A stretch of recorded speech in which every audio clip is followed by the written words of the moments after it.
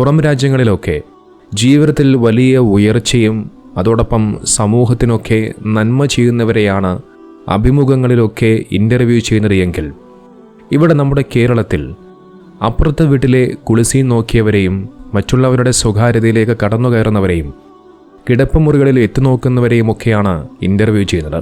പ്രശസ്തിക്കും റീച്ചിനും പണത്തിനും വേണ്ടിയുമൊക്കെ എന്ത് തോന്നിവാസങ്ങളും എന്ത് തെമ്മാടിത്തരങ്ങളും വിളിച്ചു പറയുന്ന തരത്തിലേക്കാണ് ഇന്ന് പല യൂട്യൂബ് ഓൺലൈൻ മാധ്യമങ്ങളും പോയിക്കൊണ്ടിരിക്കുന്നത്. ഇൻ്റർവ്യൂ എന്ന പേരിൽ പറഞ്ഞു വയ്ക്കുന്നത് പച്ചത്തെറികളും അശ്ലീല പരാമർശങ്ങളുമൊക്കെയാണ്. വെറൈറ്റി മീഡിയ എന്ന് പറയുന്ന ഒരു യൂട്യൂബ് ചാനൽ 2 ദിവസങ്ങൾക്ക് മുമ്പ് അപ്ലോഡ് ചെയ്ത ഒരു വീഡിയോ ആണ് സമൂഹ മാധ്യമങ്ങളിൽ ഇപ്പോൾ വലിയ ചർച്ചയാവുന്നത്. തൊപ്പി എന്ന് പറയുന്ന ഒരു യൂട്യൂബറിനെ കൂടെയുള്ള മമ്മു എന്ന് വിളിക്കുന്ന മുഹമ്മദ് എന്ന് പറയുന്ന പയ്യനെ ഇൻ്റർവ്യൂ ചെയ്യുന്ന ഒരു വീഡിയോ ആയിരുന്നു അത്. താൻ മറ്റൊരു സ്ത്രീയുടെ കുളിമുറിയിലേക്കും കിടപ്പുമുറിയിലുമൊക്കെ ഒളിഞ്ഞു നോക്കിയിട്ടുണ്ട് എന്ന പയ്യൻ നിസാരമായിക്കൊണ്ട് തെല്ല് ഭയം പോലും കൂടാതെ നിസാരമായി പറയുമ്പോൾ അത് കേട്ട് ആസ്വദിക്കുന്ന ത്വരയോടുകൂടി ആകാംക്ഷയോടുകൂടി അതിങ്ങനെ കേട്ട് ആസ്വദിക്കുന്ന അവതാരികയാണ് അതിൽ കാണാൻ സാധിച്ചത്. ചെയ്ത തെറ്റ് യാതൊരുവിധ തെല്ലു കൂസലുമില്ലാതെ പറയുന്ന പയ്യനും ഒരു മുസ്ലിം നാമധാരിയാണ്. അതോടൊപ്പം അത് കേട്ടിങ്ങനെ ആസ്വദിക്കുന്ന ആ അവതാരികയും മുസ്ലിം നാമധാരിയാണ് എന്നുള്ളത് പ്രത്യേകം മനസ്സിലാക്കണം. ഏതായാലും ആ വീഡിയോ കാണാത്തവർക്ക് വേണ്ടി ഞാൻ ആ വീഡിയോ ഒന്ന് പ്ലേ ചെയ്യാം. ജനലിൻ്റെ അടുത്ത് ജനലിൽ എറിഞ്ഞ് കുളിക്കും, അതേപോലെ ഒളിഞ്ഞു നോക്കും കുളിസി. അതാ ഇവിടെ പറയാൻ പറ്റുമല്ലോ. അപ്പൊ അതൊക്കെ ഏത് പ്രായത്തിലാ അങ്ങനെയൊക്കെ? അതെല്ലാം അതായത് എനിക്ക് ബുദ്ധിയുണ്ട്, പക്ഷെ എന്നാലും ഒരു ഇതുണ്ടല്ലോ, എന്തായാലും പറയാ, ഒരു ക്യൂരിയോസിറ്റി, കാണാനുള്ള ഒരു ത്വര. അപ്പൊ അതൊക്കെ ഇതാക്കുമ്പോ ആരെയും പിടിക്കുകയൊക്കെ ചെയ്തിട്ടുണ്ടോ? കുളിസീനൊക്കെ ആയാലും മമ്മു ബെസ്റ്റാ. അതൊക്കെയാ അപ്പൊ ചെയ്തോണ്ടിരുന്നത്? അതായത് ഞാൻ ഒറ്റക്കല്ല കേട്ടോ, എന്റെ ഒപ്പം വേറൊരുത്തനും കൂടെ ഉണ്ടാവും. അപ്പൊ എന്നിട്ട് ആരെങ്കിലും പിടിച്ചിട്ടൊന്നുമില്ല? അതായത് ഫ്രണ്ട് അല്ല, ഇപ്പുറത്തെ വീട്ടിന്റെ ഇപ്പുറത്തായിരിക്കും, പക്ഷെ അത്ര ഒരാള്. അവൻ എന്ത് ചെയ്യുന്നു? നമ്മൾ രണ്ടാളും, ഞാൻ അവനോട് ഒരിടാം വെറുതെ നമുക്കൊന്ന് ടൈം പാസ്. അങ്ങനെ കൊറേ വീട്ടിൽ പോയിട്ടുണ്ട്. അതായത് ഇതെല്ലാം പറയാം. രാത്രിയാണോ പോവാ? രാത്രിക്കൊന്നല്ല, പകൽ തന്നെ പോകും. അതായത് നമ്മളെ വീടെന്ന് വെച്ചാൽ കൊറേ മൊത്തം ഓടിട്ട വീടാണ്.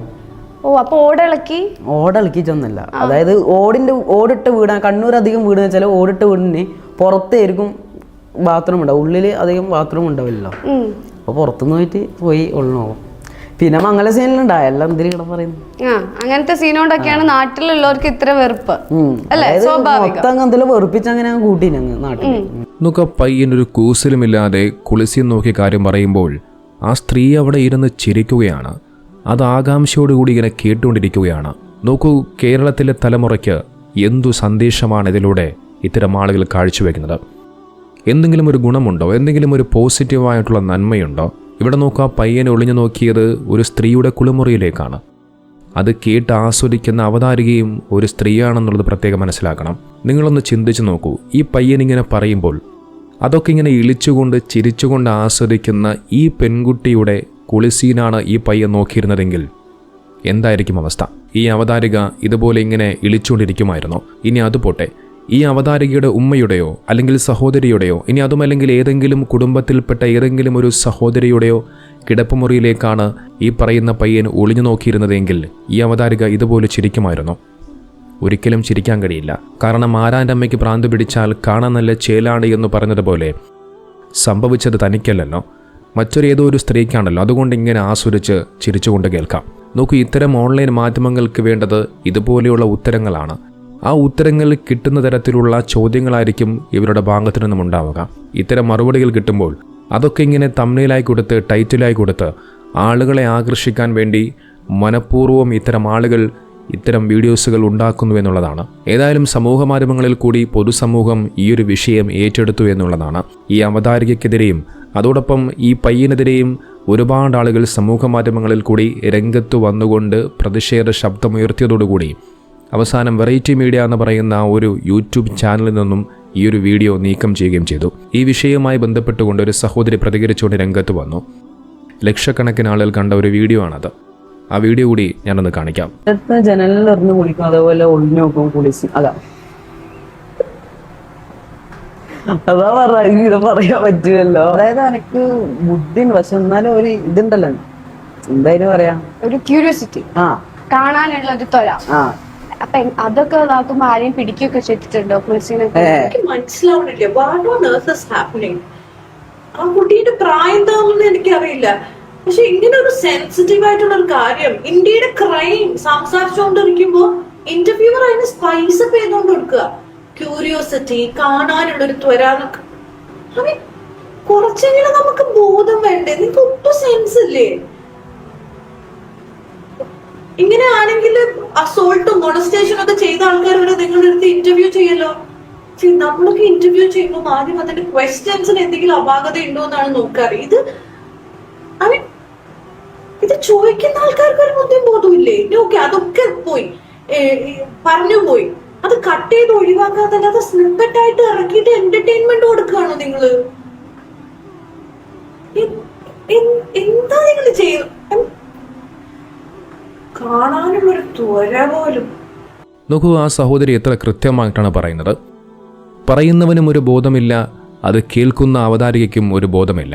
നോക്ക്, ഇതൊക്കെ വലിയ ഗുരുതരമായ വിഷയങ്ങളാണ്.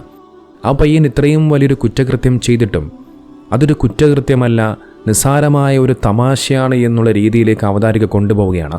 അതൊരു വലിയൊരു കുറ്റകൃത്യമേ അല്ല എന്നുള്ള ചിന്താഗതിയിലേക്ക് ആളുകളിൽ കൊണ്ടെത്തിക്കുകയാണ്. നോക്ക്, ഞാൻ ഈ വീഡിയോ പോസ്റ്റ് ചെയ്തപ്പോൾ എൻ്റെ വീഡിയോയ്ക്ക് താഴെ ഒരു സഹോദരൻ ഇതുമായി ബന്ധപ്പെട്ടുകൊണ്ട് മനോഹരമായ ചില കാര്യങ്ങൾ പറഞ്ഞു വെച്ചു. അതുകൂടി ഞാനൊന്ന് വായിക്കാം. അടുത്ത വീഡിയോകളിലെ സ്ത്രീകൾ കുളിക്കുന്നത് ഒളിഞ്ഞു നോക്കുന്നത് ഒരു കുറ്റകൃത്യമാണ്. ഇത് ഇന്ത്യൻ ശിക്ഷാ നിയമത്തിലെ 354C വകുപ്പ് പ്രകാരം വോയറിസം എന്ന കുറ്റമായി കണക്കാക്കപ്പെടുന്നു. ഈ കുറ്റത്തിന് തടവ് ശിക്ഷയും പിഴയും ലഭിക്കാം. ഇതൊരു വ്യക്തിയുടെ സ്വകാര്യതയിലേക്കുള്ള കടന്നുകയറ്റമാണ്.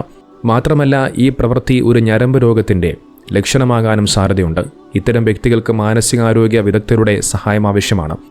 ഇത്തരമൊരു പ്രവൃത്തിയെക്കുറിച്ചൊരു വ്യക്തി അഭിമാനത്തോടെ സംസാരിക്കുകയും അത് കേട്ട് ഒരു അവതാരിക ആവേശം കൊള്ളുകയും ചെയ്യുന്നത് തീർച്ചയായും ആശങ്കാജനകമാണ്.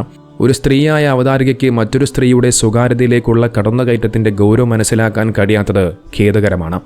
ഒരു മാധ്യമ പ്രവർത്തക എന്ന നിലയിൽ സാമൂഹിക ഉത്തരവാദിത്തം അവർക്കുണ്ട്. ഇത്തരം വിഷയങ്ങളെ പ്രോത്സാഹിപ്പിക്കുന്നത് സമൂഹത്തിന് തെറ്റായ സന്ദേശം നൽകും. ഇത്തരം കാര്യങ്ങൾ പൊതുവിടങ്ങളിൽ ചർച്ച ചെയ്യുമ്പോൾ അതിൻ്റെ നിയമപരവും സാമൂഹികവുമായ പ്രത്യാഘാതങ്ങളെക്കുറിച്ച് ബോധവാന്മാരായിരിക്കേണ്ടത് അത്യാവശ്യമാണ്. അതുപോലെ കുറ്റകരമായ പ്രവൃത്തികളെ മഹത്വവൽക്കരിക്കുന്നത് തടയുകയും ശരിയായ സന്ദേശം നൽകുകയും ചെയ്യേണ്ടത് മാധ്യമങ്ങളുടെയും പൊതുജനങ്ങളുടെയും കടമയാണ്. നോക്കൂ, എത്ര കൃത്യമാണ് അദ്ദേഹത്തിൻ്റെ വാക്കുകൾ. ഇന്ത്യൻ ശിക്ഷാ നിയമപ്രകാരം വലിയ ഒരു കുറ്റകൃത്യമാണ് ഈ പയ്യൻ ചെയ്തിരിക്കുന്നത്. അതോടൊപ്പം അതൊരു രോഗത്തിൻ്റെ അവസ്ഥ കൂടിയാണ് എന്ന് അദ്ദേഹം പറഞ്ഞു വെക്കുന്നുണ്ട്. ശരിയാണ്, ഇത്തരത്തിൽ മറ്റുള്ളവരുടെ കിടപ്പുമുറികളും കുളിക്കുന്ന സീനുകളുമൊക്കെ ഒളിഞ്ഞു നോക്കുന്നത് അത് ഞരമ്പ് രോഗികൾക്ക് മാത്രമേ സാധിക്കുകയുള്ളൂ. നോക്കൂ, പണ്ട് സ്വാമി വിവേകാനന്ദൻ പറഞ്ഞതുപോലെ കേരളം ഭ്രാന്താലയമാണ് എന്ന് പറഞ്ഞത് എത്ര സത്യമാണ്.